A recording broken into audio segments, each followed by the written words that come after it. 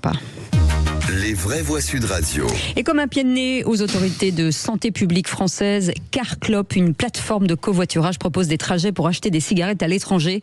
Surveillée de près par la douane, elle est fustigée par les buralistes. Et un buraliste qu'on connaît bien, Philippe Coy, qui est avec nous, président de la Confédération nationale des buralistes. Bonsoir Philippe Coy.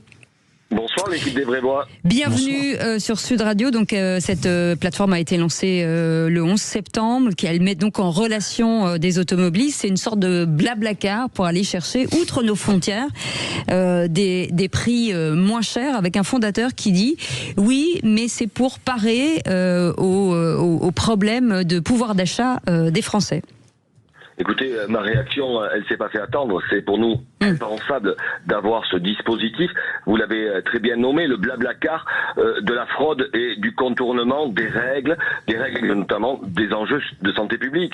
Parce que ce monsieur se présente comme un Robin des Bois, des fumeurs. Je vous emmène dans un pays où c'est moins fiscalisé. Mais je rappelle que depuis plus de 20 ans, la France a fait le choix d'une pression fiscale, certes punitive, mais avec des objectifs de santé publique.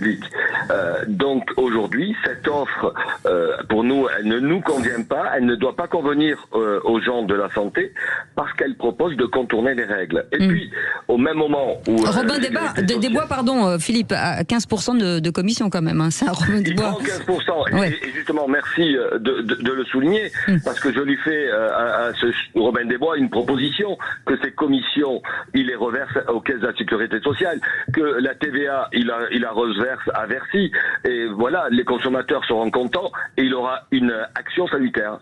Mais est-ce qu'il est dans les clous lorsque chaque client revient avec une seule cartouche? Malheureusement, c'est ça aussi le problème.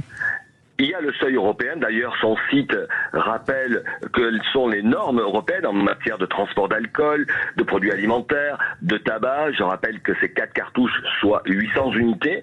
Mais ce critère n'est pas le seul élément à la disposition des douanes pour contrôler et verbaliser. Il y a une notion essentielle, c'est que cet achat doit être destiné uniquement à votre consommation. Ouais, c'est ça. Je rappelle à vos éditeurs que si vous achetez 2 variétés de cigarettes, c'est réputé en faire le commerce, et là, c'est verbalisable, bien évidemment. Et ça, c'est quelles actions vous pouvez avoir en 50 secondes?